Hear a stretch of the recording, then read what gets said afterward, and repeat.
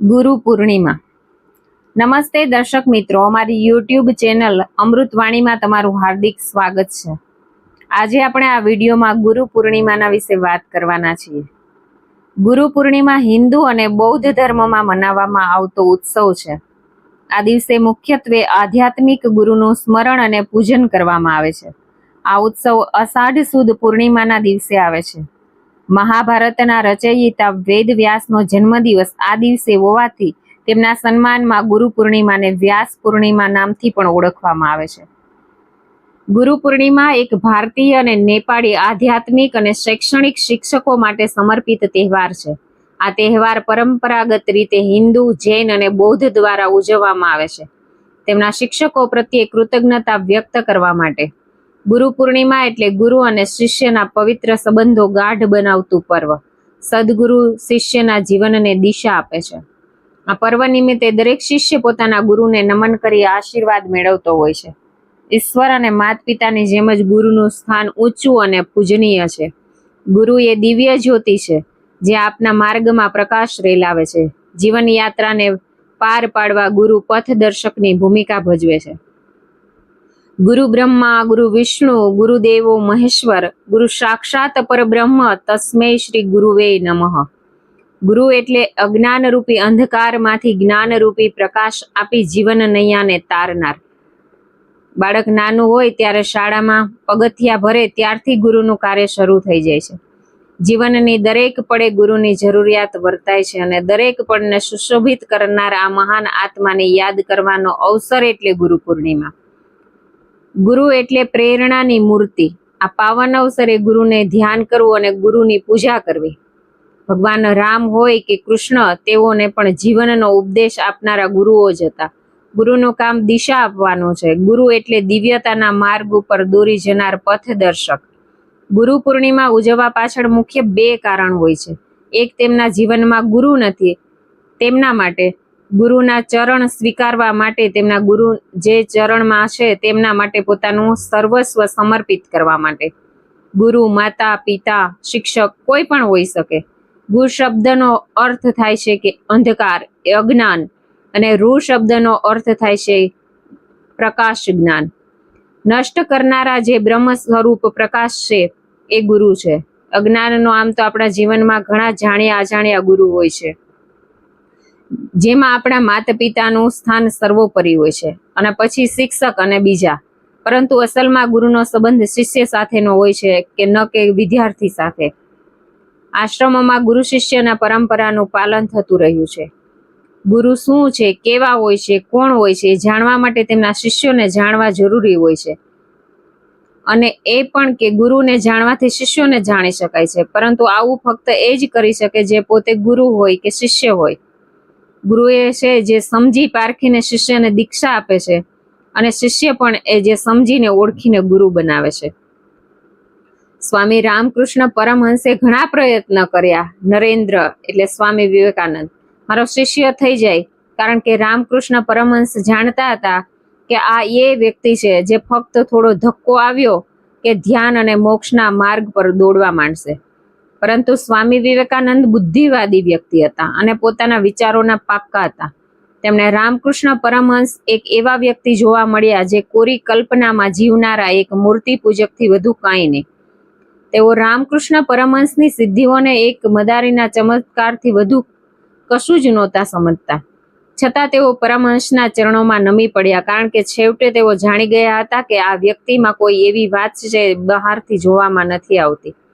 ટૂંકમાં એ જાણવું જરૂરી છે કે આપણે ગુરુ બનાવી રહ્યા છીએ કોઈના વિચારોથી, કોઈના ચમત્કારોથી, તેની આસપાસ ભક્તોની ભીડથી પ્રભાવિત થઈને તો ગુરુ નથી બનાવી રહ્યા ને.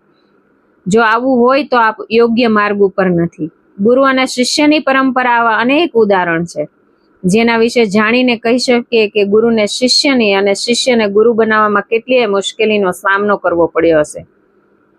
ગુરુ શિષ્યના સંબંધને નાત, જાત, ધર્મ કે દેશના વાડા નથી નડતા. ગુરુ પ્રત્યે ઋણ અદા કરવાનો અવસર એટલે ગુરુ પૂર્ણિમા. આપણી સંસ્કૃતિમાં ગુરુનું મહત્વ અદ્વિતીય છે. શિષ્યને સજાગ કરી, સંશયોને દૂર કરી ઘડતરનું કામ કરે તે ગુરુ. ગુરુ એટલે જરૂરી નથી કે શિક્ષણ આપે તે જ ગુરુ. વાસ્તવમાં કોઈ કળા, કારીગરી, સંગીત, ખેલ જેવા દરેક ક્ષેત્રમાં પારંગત થતો વ્યક્તિ કોઈ એક વ્યક્તિના માર્ગદર્શન હેઠળ શીખે તે ગુરુ. કચ્છમાં પણ વિવિધ કળામાં નિપુણ લોકો વસે છે. ગામમાં એવા કલાકારો છે જે ટોચના સ્થાને પહોંચ્યા છે અથવા તો તેમના શિષ્યોએ વિશ્વમાં ઓળખ ઊભી કરી છે. આજે ગુરુ પૂર્ણિમાના દિને આવા જ થોડા વ્યક્તિઓને યાદ કરીએ જેઓ તેમના ગુરુને યાદ કરી શિષ્યોને શિક્ષણ આપે છે. ભારતીય સંસ્કૃતિ અને આધ્યાત્મિક પરંપરામાં ગુરુતત્વ, ગુરુદેવનું મહત્વ અને મહાત્મ્ય સર્વોચ્ચ સ્થાન ઉપર છે. તેથી ધાર્મિક પરંપરામાં ગુરુદેવનું સ્થાન સર્વશ્રેષ્ઠ છે. આથી જ ગુરુ પૂર્ણિમાનું મહાપર્વ ભાવ વિભાર વાતાવરણમાં રસબસ બનીને ઉજવવામાં આવે છે. ગુરુની પૂજા, ચરણ સ્પર્શ અને યથાશક્તિ ભેટ એ ગુરુ પૂર્ણિમાના મહાભાવ છે. આ પ્રસંગો એવા છે કે તે ઉજવીને ગુરુ પ્રત્યેનું આપણું ઋણ અદા કરવાનું છે. આ તો પવિત્ર પર્વ છે કારણ કે ગુરુને સદા શિષ્યના કલ્યાણ માટે વિચારતા હોય છે અને શિષ્ય એમના કૃપા થકી જીવનને ધન્ય બનાવી શકે છે. પ્રભુ તો પ્રત્યક્ષ દેખાતા નથી, એટલે મનુષ્યના આત્મકલ્યાણ માટે કોઈ માધ્યમ તો જોઈએ ને. એટલે ગુરુ પ્રત્યક્ષ દેવ છે.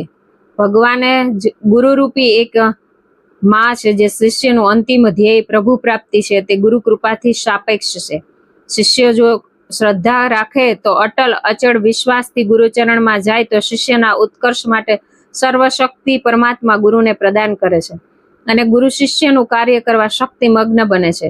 ગુરુ શરણાગત જીવને સાધન બનાવે છે, જીવનના લક્ષ્યની યાદ અપાવે છે, જ્ઞાન આપે છે. તેમની કૃપાથી સુખ સંપત્તિ તો મળે જ છે, પરંતુ પ્રભુ ભક્તિ અને પ્રભુ કૃપા પણ મળે છે. માટે સાધક માટે સર્વપ્રથમ ગુરુ શરણાગતિ આવશ્યક છે.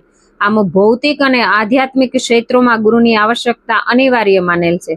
અષાઢ માસની પૂર્ણિમાને ગુરુ પૂર્ણિમા કહે છે અને તે દિવસે મુનીશ્વર વેદવ્યાસની જન્મ જયંતિ પણ છે. સદગુરુમાં અનન્ય નિષ્ઠા સિવાય ઉપાસના પૂજા અધૂરા છે. તેમણે આપેલા ગુરુ મંત્રમાં મનની અસ્થિરતા દૂર કરવાની શક્તિ હોય છે. પ્રભુને પ્રભુદેવ કહેવામાં નથી આવતું, જ્યારે ગુરુને ગુરુદેવનું સ્થાન, સન્માન, મોભો આપવામાં આવેલ છે. બાળક જ્યારે પોતાની અબોધ અવસ્થામાં હોય ત્યારે માત પિતા વગેરે પરિવારજન્ય પ્રેમાવિષ્ટ થઈ તેની સંભાળ રાખે છે. તેમના સહવાસમાં બાળકને સંસ્કાર મળે છે.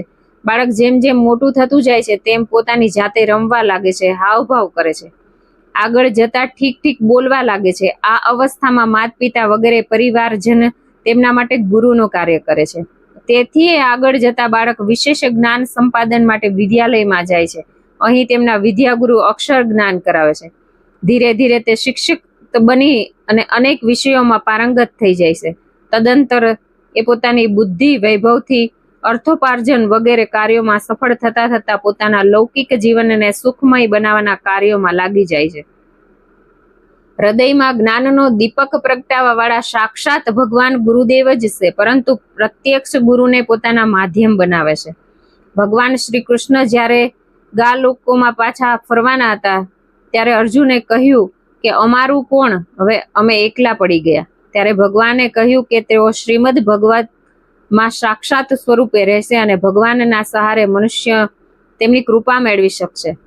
આમ ભાગવતમાં તેમના સ્પષ્ટ આજ્ઞા છે કે આચાર્ય ગુરુને જ મારું સ્વરૂપ સમજવું અને કદાપી પણ તેમનો તિરસ્કાર ન કરવો. એમને સામાન્ય મનુષ્ય સમજીને દોષ દ્રષ્ટિથી ન જોવો, કારણ કે ગુરુદેવ સર્વદેવમય હોય છે. તાત્પર્ય એ છે કે ભગવદ કૃપાથી પ્રાપ્તિ માટે સાધકે ગુરુ શરણાગત થવું જોઈએ. સાથે સાથે ગુરુદેવમાં ભગવદ ભાવ પણ રાખવો જોઈએ. ત્યારે જ ગુરુ શિષ્ય સંબંધ પ્રાણવાન બની શકે છે. ભાગવતમાં તો ગુરુનું પ્રમાણ છે, પરંતુ વેદ પુરાણ શાસ્ત્રોમાં પણ તેના પ્રમાણ છે. ભગવદ ગીતા કહે છે કે કૃષ્ણમ વંદે જગત ગુરુ. કૃષ્ણ તો આખા જગતના છે. તેઓ ગુરુરૂપી માધ્યમો દ્વારા શિષ્યોનું કલ્યાણ કરે છે. ગુરુ ભગવાન કૃષ્ણને સાંદીપની, શ્રી રામને વશિષ્ઠ, ગુરુસ્થાન અને મોટા મહાત્માઓ, સંતો અને ભક્તોને પણ ગુરુ હોય છે. શિષ્યને જો પોતાના સ્વરૂપ અને કર્તવ્યનો બોધ મળી જાય તો ગુરુનું દિવ્ય સ્વરૂપ એના હૃદયમાં પ્રગટ થઈ જાય છે. સદગુરુદેવ કી જય બોલાય છે. સદ એટલે સાચું અને સાચું એટલે સત્ય, વળી સત્ય એટલે પ્રભુ પોતે.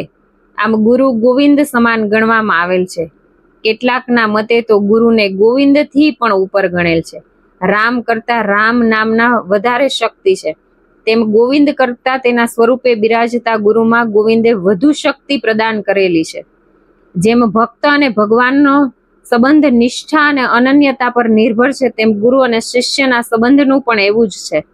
નિષ્ઠા અને અનન્યતા શું કરી શકે છે તેના સુંદર દાખલો છે કે શ્રી કૃષ્ણની બંસરીના અવતાર શ્રી હિત હરિવંશ મહાપ્રભુજીની પ્રશંસા સાંભળીને શ્રી દામોદરદાસ સેવકજી મહારાજે તેમને જોયા નહોતા, મળ્યા નહોતા, દર્શન કર્યા નહોતા, છતાં પણ અનન્ય નિષ્ઠાથી મનોમન મહાપ્રભુજીને સેવકજીએ ગુરુ તરીકે સ્વીકારી લીધા. થોડા સમય પછી જ્યારે શ્રી સેવકજીએ મહાપ્રભુજીને વૃંદાવનમાં તેમને મળવા ગયા, ત્યારે મહાપ્રભુજી શ્રી રાધારાણીની સેવામાં નિકુંજમાં પધારી ગયા હતા. પરંતુ સેવકજી તો પૂર્ણ નિષ્ઠાથી ગુરુ ભક્તિમાં બેસી ગયા. પરિણામ સ્વરૂપ શ્રી હરિવંશ નિકુંજમાંથી આવી શ્રી સેવકજીને સ્વપ્નમાં દર્શન આપી અને ગુરુ મંત્ર આપ્યો અને વાણી રચનાની શક્તિ પણ આપી, જેના આધારે સેવકજીએ સેવકવાણી નામક સિદ્ધાંત ગ્રંથની રચના કરી. આવી રીતે એકલવ્યજીનો દાખલો પણ જગ જાહેર છે. જોકે આ જગતમાં જનની જનક અને ગુરુનું ઋણ કદી કોઈ ચૂકવી શકાતું નથી. સંસ્કૃતિના ઇતિહાસમાં ગુરુ પૂજનનો મહિમા છે. પૌરાણિક ઇતિહાસ મુજબ સૌપ્રથમ ભગવાન વેદવ્યાસજીનું પૂજન નૈમિષારણ્યમાં વસતા શૌનક ઋષિએ કર્યું હતું. વર્ષોની સાધના ઉપાસના કરવા છતાંય શૌનક ઋષિને પ્રભુની અનુભૂતિ નહોતી થતી. વેદવ્યાસે દિવ્ય દ્રષ્ટિ આપી, તેથી તેમને આત્મજ્ઞાન થયું. એટલે ઋષિએ તેમને ગુરુ માની અને પૂજન કર્યું. ત્યારથી ગુરુની મહત્તા વધી ગઈ. ગુરુ આદિ અનાદિ છે. ગુરુની કૃપા એ મોક્ષનું કારણ છે. ગુરુ એ શિવનું જીવંત રૂપ છે અને તેના ચરણ તીર્થો એનો આશ્રય છે. ગુરુના 3 સ્વરૂપ છે. શિષ્યનું અંકુરણ કરે તે પહેલું સ્વરૂપ, પ્યારવાળું જોડવાનું કામ કરે તે વરુણ બીજું સ્વરૂપ, ત્રીજું સ્વરૂપ સોમ સ્વરૂપ છે કે સોમોસ્તુ ચંદ. સોમ એટલે ચંદ્ર. ભારતીય સંસ્કૃતિના સંરક્ષણ અને સંવર્ધક છે તે સદગુરુ દત્તાત્રેય, જેમનામાં જે સારું લાગ્યું તે લીધું અને 24 ગુરુ કર્યા હતા. ગુરુ સાકાર ઈશ્વરીય પ્રતિમા છે. ગુરુ કીજે જાનકાર ઓર પાણી પીજે છાન પ્રમાણે ગુરુ સમજીને કરવા જોઈએ. પરંતુ એક વખત ગુરુ કર્યા પછી તેમનામાં અનન્ય નિષ્ઠા રાખવી જોઈએ. આજના જમાનામાં તો પહેલી દ્રષ્ટિએ ઘણા લોકો ગુરુ શિષ્યની પરંપરાને માનતા નથી, પરંતુ આધ્યાત્મિક પરંપરામાં સુદૃઢ માન્યતા છે કે સમય પાકે ત્યારે સાધકને તેમના ગુરુ મળે જ છે. ગુરુ શિષ્યનો સંબંધ માત્ર એક જન્મ પૂરતો મર્યાદિત નથી હોતો. આ સંબંધ જન્મનો હોય છે. ગુરુનું દિલ બહુ વિશાળ હોય છે. ગુરુ પૂર્ણિમાએ આશીર્વાદ સહગુરુ તેમની તપસ્યાનો એક અંશ આપે છે, જે શિષ્યને માટે અમૂલ્ય બની રહે છે. તેમ ગમે તેટલું કરો, ગુરુ વિના પૂર્ણ જ્ઞાન ન મળી શકે. સંતોના વચન પ્રમાણે જો હૃદયમાં પૂર્ણ શ્રદ્ધા અને નિષ્ઠા વિશ્વાસ હોય તો ગુરુ દ્વારા ગોવિંદની 100% અનુભૂતિ થાય છે. ગુરુના મહત્વની વાત ન્યારી છે. શ્રી કૃષ્ણ ભગવાને પણ ગુરુ દક્ષિણામાં ગુરુ માતાને તેમના પુત્ર પાછા લાવી આપ્યા હતા. કોઈ એમ કહે કે હું ગુરુમાં માનતો નથી, પરંતુ તમે જ્યારે આપત્તિકાળમાં તમને વિશ્વાસ હોય ત્યારે તેમની સલાહ લેવા જાઓ અને એ જે સલાહ આપે તે ગુરુ કર્મનો જ એક ભાગ થયો કહેવાય. પરંતુ આધ્યાત્મિક ગુરુની અનિવાર્યતા છે.